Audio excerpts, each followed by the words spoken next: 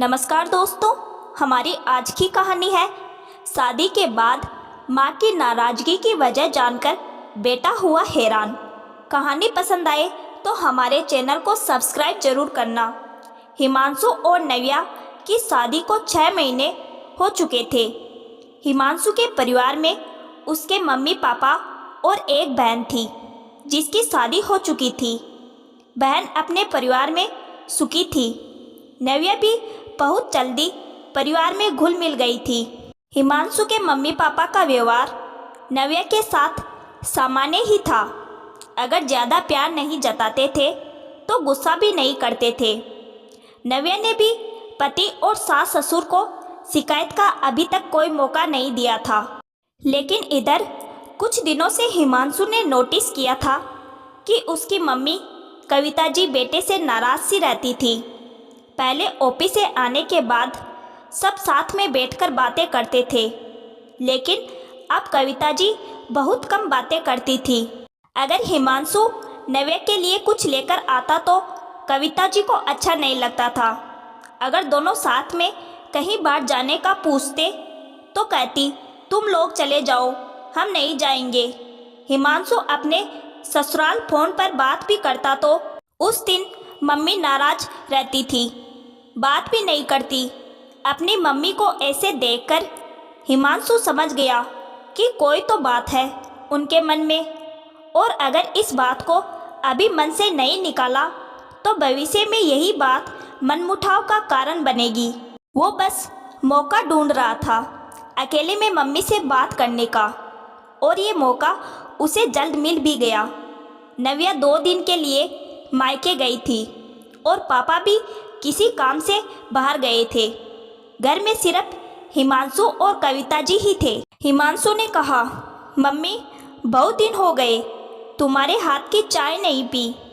कविता जी चाय देकर जाने लगी तो उसने बोला, मम्मी बेटो मुझे तुमसे बात करनी है। कविता जी चुपचाप बिना कुछ बोले बैठ गई। अब बताओ मम्मी, आपके मन में क्या चल रहा है? क्यों आप मुझसे नाराज रहती हो? नव्या की या मेरी कोई बात बुरी लगी क्या आपको? कविता जी ने धीरे से कहा, नहीं ऐसी कोई बात नहीं। हिमांशु ने कविता जी का हाथ अपने हाथ में लेकर प्यार से कहा, बताओ भी मम्मी, बिना बताए कैसे जानूंगा मेरी प्यारी माँ के मन में क्या चल रहा है? माँ की परवाह कहाँ है तुझे? जब से शादी हुई है नव्या के अलावा कुछ सूझता है तुझे? जो बेटा माँ के आगे पीछे घूमता था अब माँ को पूछता तक नहीं। हर एक चीज़ में अब बस बीवी ही दिखाई देती है तुझे। ससुराल वालों से बात करता है फ़ोन पर, लेकिन माँ के पास नहीं बैठता। अच्छा तो ये बात है। अरे मेरी प्यारी मम्मी, मैं तो वही कर रहा हूँ जो आपने सिखाया है।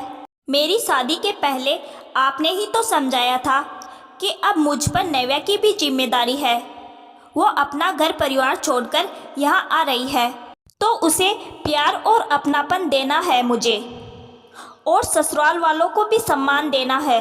याद करो जब दीदी की नई नई शादी हुई थी तो उसने भी तो अपने ससुराल को और अपने पति को अपना पूरा वक्त दिया था न।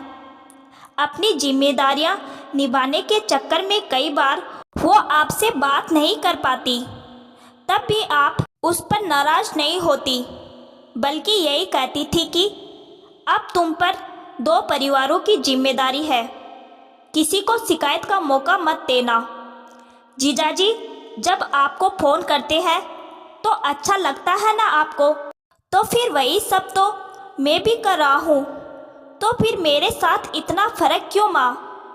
जब आप दीदी को कहते हो कि तुम्हारे सास ससुर को हमारे जितना ही मान देना, नव्या से भी यही उम्मीद करती हो कि वो आप लोगों को अपने मम्मी पापा जितना मान दे, तो मैं भी तो वही कर रहा हूँ, तो मुझसे नाराज़गी क्यों? दीदी को भी वक्त दिया था न आपने अपनी नई ज़िंदगी में एडजस्ट करने का, तो फिर मेरे लिए भी तो ये सब नया है। मुझे भी थोड़ा टाइम तो लगेगा न एडजस्ट होने में। फिर भी अगर आपको लगता है कि मैं गलत हूँ तो मुझे माफ़ कर दीजिए। अब से पूरी कोशिश करूँगा आपको शिकायत का मौका न दूँ। इतना सब सुनकर कविता जी को एहसास हुआ कि गलत उनका बेटा नहीं, वो ही गलत समझ रही थी। उन्होंने बेटे को गले लगाते हुए कहा, सॉरी बेटा, मैं ही गलत समझ रही थी। जब हम बेटी को वक्त देते हैं अपनी नई ज़िंदगी में एडजस्ट करने का, तो बेटे को भी देना चाहिए। अब मुझे कोई शिकायत नहीं। तो दोस्तों, कहानी के विषय में अपनी राय कमेंट में ज़रूर दीजिएगा।